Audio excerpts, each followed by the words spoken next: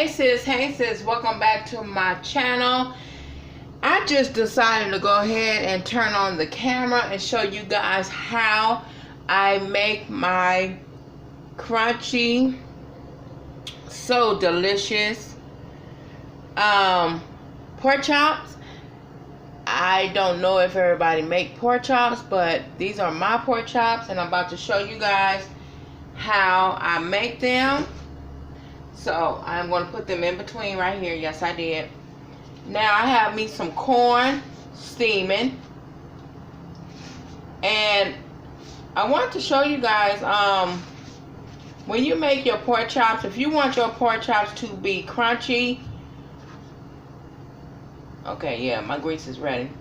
Do not, let me show you. Hopefully I did not put a lot of grease myself, but sometimes, you know, I could over pour. But okay, no, I didn't. So you see how I just put that in there and my pork chop is not covered with grease? Now sis, let me give you guys a little tip. I know most of you guys probably already know, but if you put too much grease, too much cooking oil in your pan when you're frying pork chop, then your pork chops won't be crunchy, because then you'll be deep frying them. We don't want to deep fry no pork chop, because number one, when you put meat in the grease it rises. Okay, so now it's different from frying chicken. Now when you fry chicken, it's totally different. You know what I'm saying? So these are pork chops. So I want to show you guys how I make my crispy. Oh man, my pork chops be so good. You know what? One of my Italian friends, she ain't never had. See how the grease rising?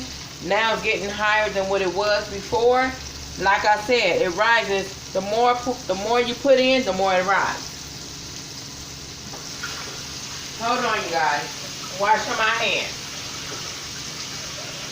Okay?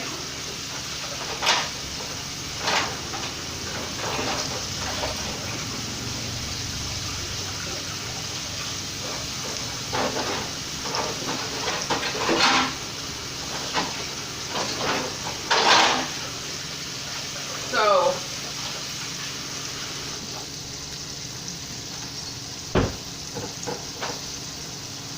like I said, the more meat you put in, the more the grease rise, and that's just what happened right here. Now if I only would have had the two, it would never rise that high. Now what happens is it covers your flour. That's what it does. Hold on, let me turn this way a little bit so you guys can see.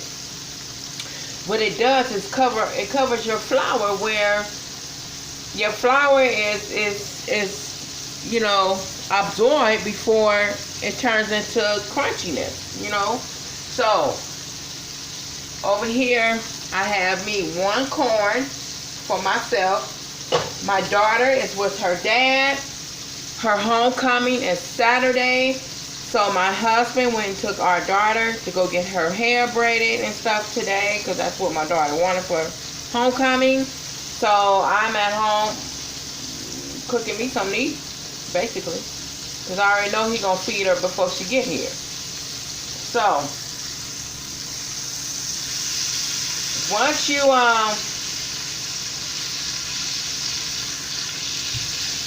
hold on, you guys, let me get this correct. Get this in here right. So once you, number one, I fry my pork well done. This is pork. I don't play when it comes to pork, okay? So now when I take it out, it's gonna be crunchy, because number two, I leave it in there long enough to cook and get that crunchiness. Now, I showed a picture before of my pork chop, but I want to come on and do a video and show you guys how I cook my pork chops, you know. So you put very little oil, cooking oil. You don't put much, because you put too much, like I said, it's gonna take away the flour. The flour gonna be all in the grease, and then your pork chop ain't gonna have no flour on it. The flour was make the crunch, period. So, okay.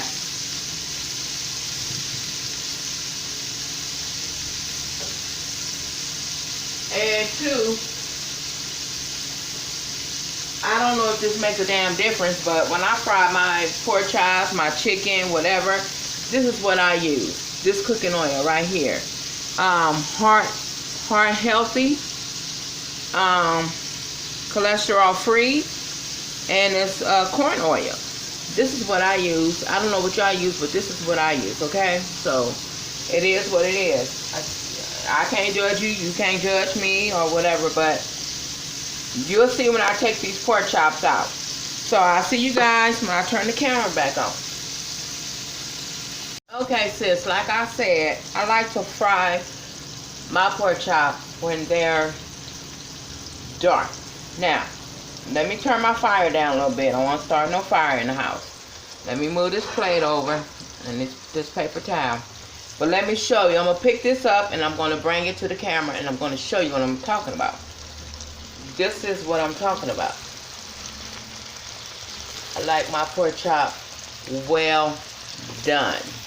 Now, you know the trolls going to say, oh, that pork chop burnt. No, honey. That's well done. Big sis ain't trying to have no damn worms. No extra parasites in her stomach. None of that shit. When it comes to my meat, period, and I've said this time and time over and over again, I make all meats well done. Whether it's chicken, steak, shrimp, fish, lobster, all my meat is well done, period. Anything that I cook is going to be well done. You know what I'm saying? So, don't get it twisted. Because I know a lot of people going to be like, oh, that's burnt. It's not burnt, sweetie. It's well done. The way I like my meat. Now, however you like to eat your meat is the way you like to eat your meat. Now, let me show you my corn. Ah! Dang it. That water hit my foot. That burned. Now, well, you guys already know how I like my corn. So, you see my little piece of corn? Yeah. That's my little corn right there. And this little tray thing, because one of my subscribers asked me where I got that from to steam my vegetables. I got it from Walmart. About $5, sis. So, you should be able to find you one. Now, let me turn my meat over again while the camera is on. And when I say, oh my meat is very, very crunchy. Just like I showed you guys before. Now, let me tell you something. I have an Italian friend. She ain't never in her life, she's Italian, she ain't never in her life had no pork chops until I made her a pork chop just like this. You know what she told me? Oh, this is good. This tastes just like chicken. This is crunchy. This is good. And you know what? To this day, I've been knowing that Italian for about 15 years. Till this day, that Italian is today, as of today, is still eating pork chops. She didn't know shit about no pork chops. I turned her on to pork chops. Now, I don't want my pork chops too done. I mean, you know, done on the side. So, I am about to take them out. These two right here. This one right here, I'm gonna keep it in for a little longer because it's more bigger. But let me show you. This is what I'm talking about. Let me drain it.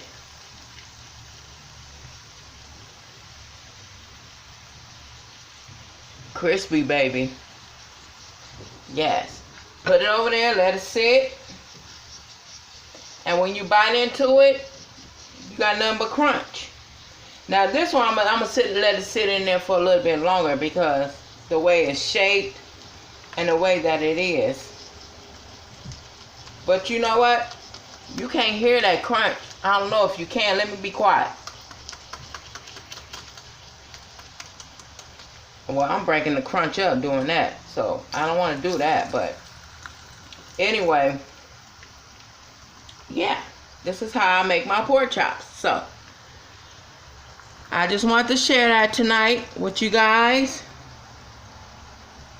Like, comment, and subscribe.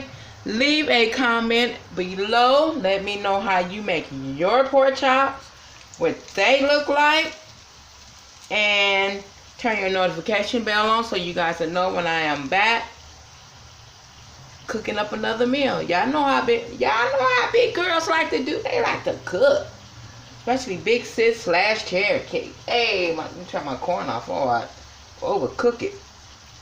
Over here running my mouth. Oh, wait a minute. Let me put a little butter on it. Let me put a little butter on it. Let me put a little of that butter love on my corn. Oop, it fell in. Alright, there it goes. Alright, sis. That corn's ready. Pork chop ready. That's all I'm having. One pork chop and one piece of corn. Like I said, me and my daughter, we do not eat a lot of carbs in this house, you know. We might have French fries one day. We might have, it depends on, it depends on what we have. If we having burgers, we'll have fries. If we having like chicken and fish and pork chops and stuff like this, we'll only do vegetables. We don't eat a lot of carbs. Carbs turns into sugar. Diabetes run in my family, and I am not trying to be a part of that. So, I'll see you guys when I turn this camera back on. Oh, that bitch in there screaming. I gotta go.